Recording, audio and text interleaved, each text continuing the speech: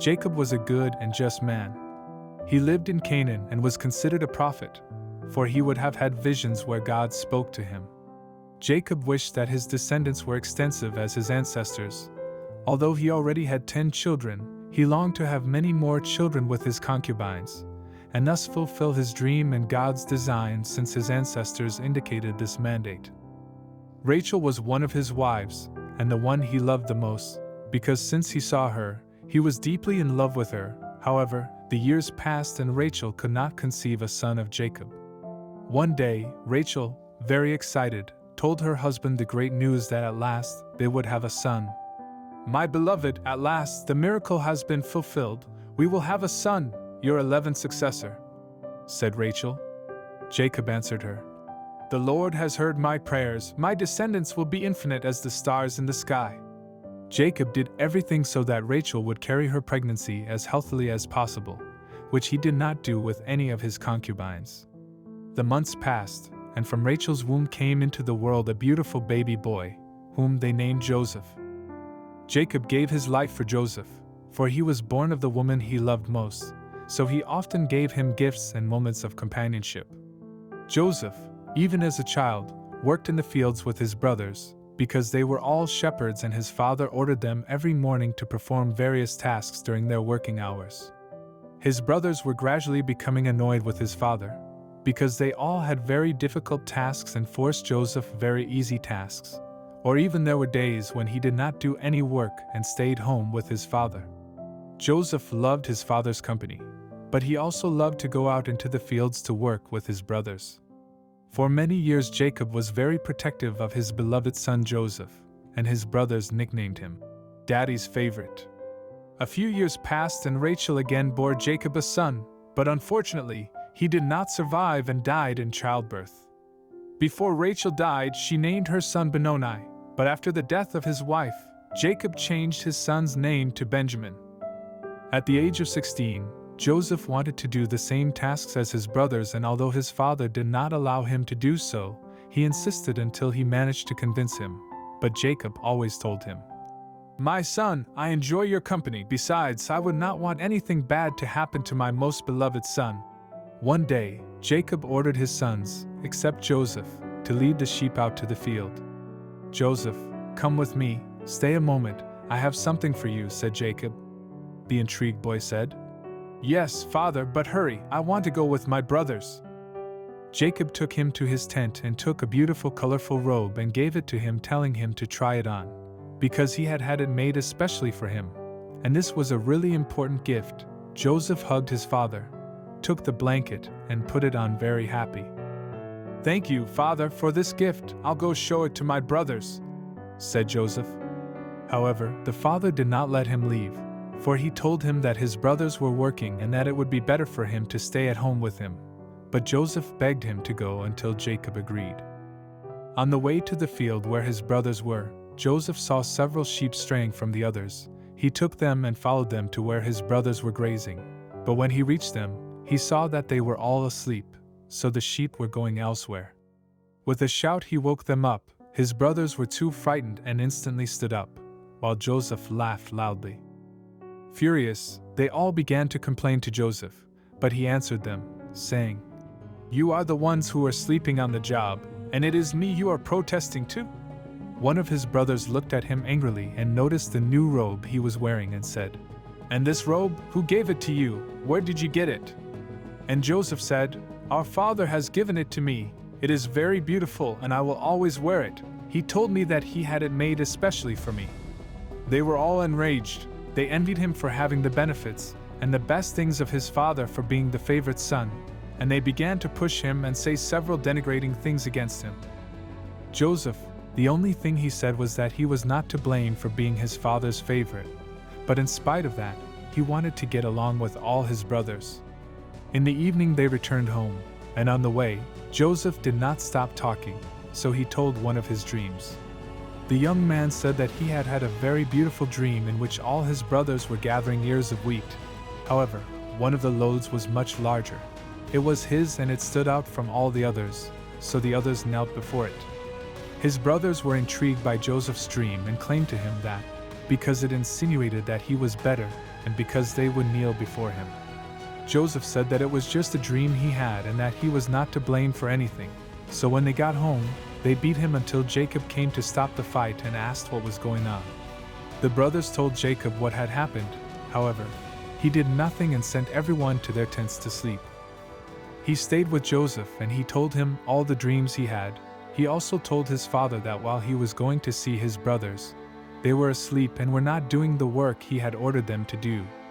The next morning Jacob ordered all his sons, except Joseph, to travel to Shechem with the animals and that it would be best if they were away for a few days. He reproached saying that, because Joseph should not go, because if he stayed, he would not do anything. However, Jacob did not respond and only ordered them to go. Joseph came out of his tent and saw that his brothers were leaving with their things. Then he asked his father where they were all going, and he replied, "I have asked them to go to Shechem for a while, it will be better." Then Joseph said, "I will go too, father, I will get my things ready right now." To Joseph's dismay, his father refused to send him and told him that they would be away for a time and that he should not go. Weeks passed, and Jacob was very worried about his sons because they should have returned several days ago. Then one night Joseph came into his tent and asked him, "Father, why are you so worried? I can see it in your face." Then Jacob answered, "Because of your brothers, for it has been a long time and they have not yet returned. Let me go and see them, to know how they are. I promise to return in a few days," said Joseph. However, it was too difficult for Jacob to let his son go alone, so he refused to send him on a journey to Shechem. Joseph stubbornly asked him to please let him go and look for them until at last, his father allowed him to travel. "Take good care of yourself, Joseph. I don't know what I would do if anything should happen to you. Be careful and come back soon, my son," said Jacob the next morning, bidding farewell to his favorite son. Joseph took his things and left. For a couple of days he traveled, until he managed to reach the camp of his brothers. When he saw them, he shouted with excitement, claiming that his father had sent him to supervise them. All were offended and furious at the words of Joseph. The privileges he had and no other was happy to live. Envy and inequality blinded them. Then they beat him and tied him hand and foot to eliminate him. However, Reuben, his brother, stood in the way of such a bloody deed and said to his brothers, "How shall we stain our hands with the blood of our brother? And then, how shall we look our father in the eyes? Let us not kill him." Unfortunately, nobody wanted to listen to him, for they said that Joseph should die, and thus their plague would end. Reuben talked so much that he managed to convince the others not to kill him, so they decided to throw him into a dark pit. They took off his tunic, and in this way think about what his destiny would be. The next morning, they saw a caravan of Ishmaelite merchants passing by with slaves. Then one of them came up with the idea of selling him as a slave, and in exchange, they would receive money. Then they all agreed with the idea, and so they took Joseph out of the well. Joseph believed that his brothers had thought about it, and that they would finally free him. While they were rescuing him from the well, Joseph told them that he thanked them for taking him out, and that he only wanted them to get along well with each other. When he came out, several men were waiting for him. They tied him up and took him along with the caravan of slaves they were leading. Joseph could not imagine what his brothers did to him.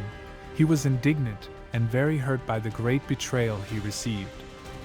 "They sold me into slavery. Why have they done this? If they are my brothers, what will my father say about all this?" cried Joseph as they took him away, hoping that his brothers would be moved and save him. However, that never happened, and Jacob's favorite son was on his way to Egypt as a slave. On his return to Canaan, Jacob received his sons with great emotion and immediately asked for Joseph. But they all bowed their heads and kept silent. Simeon walked up to his father and said, "I am sorry, father, Joseph is gone." And so, he handed him the bloody robe, making Jacob believe that Joseph had been devoured by wild beasts on the road. Jacob cried out. He could not imagine it. His beloved son was dead. Wrapped in tears, he went to his tent and did not leave for several days. His sons were very worried and felt guilty for the great dishonor they had committed, for their father was in pain and nothing could revive him. Jacob did not even want to eat, and everyone thought that soon he would die of sadness because of the news. However, Reuben was looking for a way to encourage his father to go on. He knew that the only way was to show his son Benjamin that he was still a child. Thanks to Benjamin, Jacob was comforted and faced Joseph's supposed death, continuing his life as a leader in Canaan. On the other hand, Joseph resisted being sold into slavery, for he claimed that he was not one and that he was a good Hebrew man. From the palace of Pharaoh, a ruler of Egypt went in search of slaves, and seeing Joseph's rebellion, he decided to buy him to serve in the kingdom. So he took him, and for several years he worked as a slave in the land of Egypt. On the other hand, Joseph was reluctant to be sold as a slave, because he said he was not one and that he was a good Hebrew man. From the palace of Pharaoh, a ruler of Egypt went in search of slaves, and seeing Joseph's rebellion decided to buy him to serve in the kingdom. So he took him, and for several years he worked as a slave in the land of Egypt. Joseph was an exceptional worker, and a good man with everyone around him, for he treated everyone the same way. Little by little he gained the trust of the captain of the guard, Potiphar. Chief Potiphar had entrusted various duties to Joseph, and he proved to be an excellent overseer, so he gave his entire trust to the Hebrews. Joseph was in charge of the accounts, buying grain and even hiring people to work in the fields, just as he had done in his early days. Potiphar believed in Joseph blindly, so he was absent from the kingdom for several days and left everything in charge of the Hebrews. One day Potiphar went to a meeting with Pharaoh. His wife had stayed at home and saw Joseph with eyes of desire. Since the captain's wife arrived, she looked and insinuated herself to Joseph for sexual purposes. But Joseph always told her that this is a sin in the eyes of his God and rejected the woman. But that day the woman did not want to be rejected and said, "Joseph, you are my servant, and you will do what I tell you. Come and keep me company." The young slave said to her, "No, my master trusts me with everything he owns. I have earned his trust with my service. How can he ask me for an impure act and that I sin against God?" The woman said to him, "You will do what I tell you." She held him by the chest and stabbed his robe very hard so that he would not escape. Then out of fear Joseph ran out of the room, causing his robe to tears. The woman was left humiliated and began to scream for help with horrendous screams. In a moment his guards and servants arrived.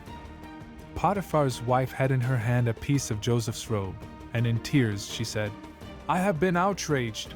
The slave has humiliated me and wanted to take advantage of me." All were surprised, and before the words of Potiphar's wife, they could have no doubts. Besides, the woman showed the piece of cloth alluding that it was Joseph's, thus proving the crime. The woman ordered to capture Joseph and lock him up to receive his sentence when her husband returned. Potiphar returned, and the woman in tears told her husband everything.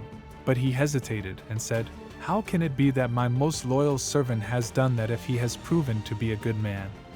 The wife said to him, "How can you doubt your wife? Everyone will find out, and you will be humiliated for not having done anything against the one who tried to abuse me." Then, hearing the words of his wife, Potiphar was furious and went to the dungeon where Joseph was locked up. "You have betrayed me. I have given you my trust, and this is how you have repaid me. You will stay here forever," said Potiphar to Joseph, and returned to his quarters without looking back. Joseph spent several years in jail. At the beginning he lamented, because he did not believe that he would be locked up again, without hope of returning to his land with his father, and worst of all, he was innocent. In prison he gained the respect and affection of everyone, because he helped, directed, and organized without anyone asking him to do so. Every night he prayed and asked that someday he would be free. Over time he became a great friend of the prison's royal guard and gained his entire trust because on several occasions he had helped him to solve the problems and failures that the dungeons had. The boss was convinced of how good Jose was because he had heard his story, so he appointed him his official assistant in prison. He was in charge of directing when he was not there, even gave him the keys to the cells and left him without security, so that he could watch over the entire prison. Jose, although he could leave or escape from there, never did so, and was entrusted to the orders of his boss. One day 2 men sent by the Pharaoh came to his cell, a servant and a baker, because they had disrespected the monarch, so he sent them to prison. In the night both were restless and murmured among themselves. Joseph heard them and said to them, "They cannot sleep, what ails them?" Then one answered, "We are troubled, for we have had very intriguing dreams and wish to know what they mean." The other said, "He is a Hebrew criminal because you tell him our sorrows. He does not know about dreams." Then Joseph answered him, "Tell me your dream and I will know how to interpret it, for my God is the one who has the wisdom to do so." So the servant began to tell him the dream, and at the end, he asked Joseph, "Well, what is your omen?" Joseph looked at him and said, "At the end of 3 days you will be released, and your position will be returned to you to serve Pharaoh as you used to do." The servant, full of joy, thanked Joseph for his interpretation. The baker, hearing the good news of the other, was moved and told Joseph to please interpret his dream, and that surely it would bring him something good as his companion. Then Joseph listened attentively to the man's dream, but this time his face saddened, and he said to him, "After 3 days you will be set free." As soon as Joseph said that, the baker jumped for joy, for he thought he would be released from prison and return to his work. However, Joseph told him that this was not all. "At the end of 3 days you will be released from prison, but you will not return to your work, for Pharaoh will order your death." The man was enraged by Joseph's words and told him that he did not believe a word of it, and ignored him completely. 3 days passed, and just as Joseph had said, things happened. The baker went to look for him, and he, with the hope of being released, went out excited. However, when he left, he was given the terrible news that he was sent to the Orca. Upon hearing that, the servant went to Joseph and said, "Thank you, Joseph, for interpreting my dream. You have been a good man, and I will never forget you."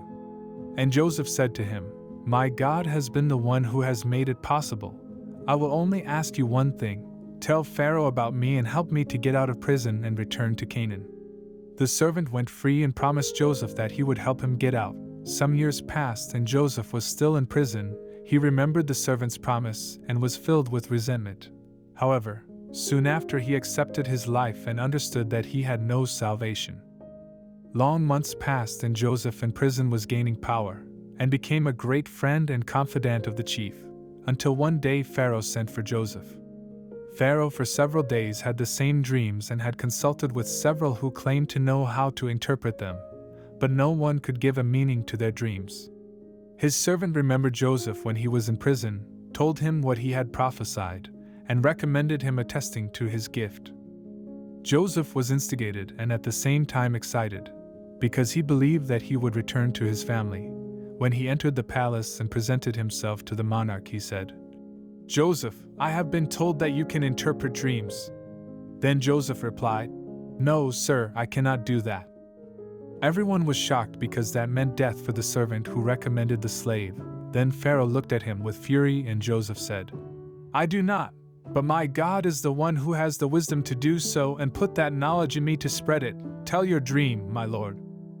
Pharaoh began to tell the dream that worried him so much, because he thought that what he had dreamed was more than a simple illusion. Then Joseph listened carefully to the words of Pharaoh, and when he finished, a few minutes of silence frightened everyone, because for days the Pharaoh consulted his dream with several magicians, soothsayers, and interpreters, without result. Then they assumed that this would be a failure like the previous ones. Pharaoh's voice was heard throughout the palace. "Then you are going to tell me the meaning of my dreams, or you are a mere charlatan." And Joseph finally spoke. "My lord, what you have seen in your dreams is what God is about to do and has wanted to warn you. You tell me that you had 2 dreams, but in reality it is only one. The 7 fat cows that were devoured by the 7 lean cows represent 7 years of abundance, followed by 7 years of famine and drought. Likewise, the 7 healthy ears of corn eaten by the 7 ears of corn with plagues. God wanted to warn you, because after the 7 years of plenty, there will be famine and death."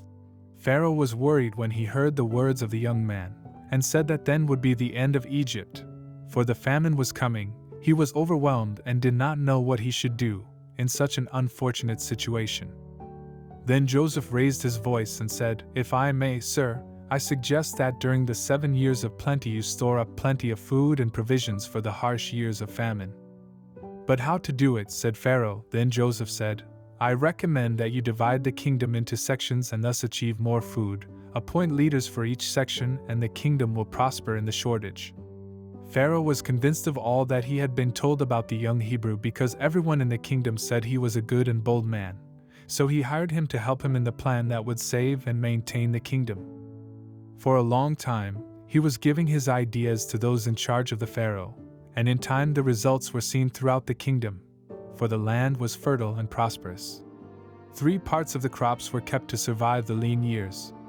Pharaoh was proud of his decision. Then he saw Joseph's heartfelt effort for the people of Egypt.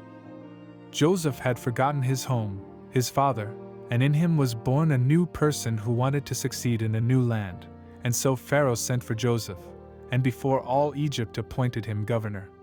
The monarch gave him a beautiful Egyptian woman as a wife, for the new ruler of Egypt.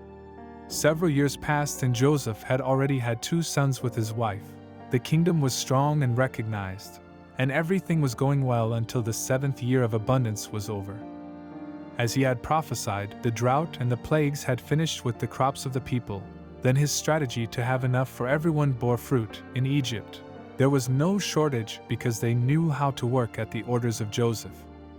One day several Hebrew men came to the kingdom. They said they had come to buy food, as it was known that Egypt had plenty, then went to the palace of Pharaoh. Several guards escorted them, as men sought permission from the governor to make purchases as a sign of alliance. Joseph received the Hebrews, and when he saw them, he could not believe what was happening. He was totally perplexed to see them, for they were his brothers who many years ago betrayed him. Joseph painfully remembered all that had happened and the cruel words he received from his brothers, but he also remembered his father. Then he asked them, "What have you come to Egypt to seek?" And they answered, "We have come from Canaan to buy food, for our people are dying of famine." Joseph said that he did not believe in their words, and to take them to prison because they were spies sent by the enemy people. The guards listened to the orders of the ruler and imprisoned them. While Joseph's brothers remembered him and said among themselves that perhaps what was happening to them was a punishment from God for what they had done to Joseph. They spent a couple of days there until Joseph went personally to talk to them, made them a very intense interrogation in order to be sure that they were his brothers, and they said that their father was in Canaan with his youngest son waiting for his return. Then Joseph remembered Benjamin, his blood brother, and said, "You will be released, you will buy food and return home, but one of you must stay to attest to what you say, and you must bring your younger brother to me." Joseph's brothers were terrified by the news, so they left for Canaan, and Simeon was the one who remained imprisoned waiting for his brothers. Joseph waited anxiously. The return of his brothers spent several days, and at last they had come back to the palace, and so at last he saw Benjamin. He invited them in and said, "Here is your brother Simeon safe and sound, come in." Joseph had prepared a great feast for his brothers, who did not yet recognize him, for he brought all the garb that the Egyptians wore. When they left, the governor offered them bread, wine, and other food for their journey. However, he set a trap for his brother to stay with him in Egypt. No one disagreed with the capture of Benjamin, so they begged Joseph that another be left in his place, for his father would not bear the loss of Benjamin. Then he could no longer reveal his identity in front of all his brothers. "I am Joseph, who was sold as a slave," he said, and everyone was surprised to see how he took off his robe and other attire and jewelry. "It cannot be," they said, terrified. Benjamin asked, "But why not rejoice if it is our brother Joseph? This is a miracle." Joseph told his story and told them that this was his destiny, for he had been sent to Egypt to save lives in a time of famine, and he forgave them. He ran to embrace them, and they begged forgiveness on their knees from Joseph, who accepted their apology and made them a proposal that would save their lives. Joseph told them to go to Canaan and return with all the people, for in Egypt there was a prosperous life, unlike the scarcity of Canaan. A few days later they all returned. At last, Joseph was reunited with his beloved father and celebrated in style, and gave them a place where they would lack nothing. Joseph continued his leadership in Egypt, and was now with his beloved family, which made his happiness complete.